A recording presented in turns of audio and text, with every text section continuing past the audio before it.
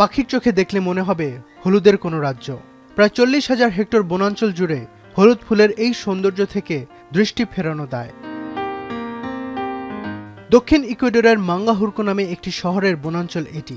গুয়েকান নামে পরিচিত এই গাছগুলোর হলুদ ফুল দেখে মুগ্ধ পর্যটকরাও। শুধু ইকুয়েডর নয়, বিদেশ থেকেও এই দৃশ্য উপভোগ করতে আসেন দর্শনার্থীরা।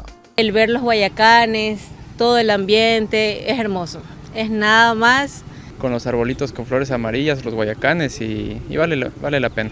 Es un lugar mágico, bello, hermoso, una maravilla de la naturaleza.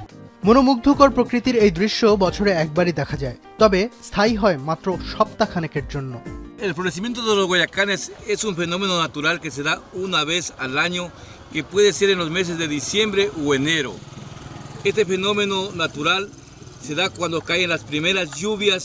প্রতি বছর জানুয়ারির শেষে প্রথম মৌসুমী বৃষ্টিপাতের পর এমনইভাবে ফোটে হাজার হাজার গুয়েকান ফুল, রাঙিয়ে তুলে পুরো দক্ষিণ ইকুয়েডরের জপোটেলো ক্যান্টন অঞ্চল। ফজলাবি খান, এখন বিশ্ব।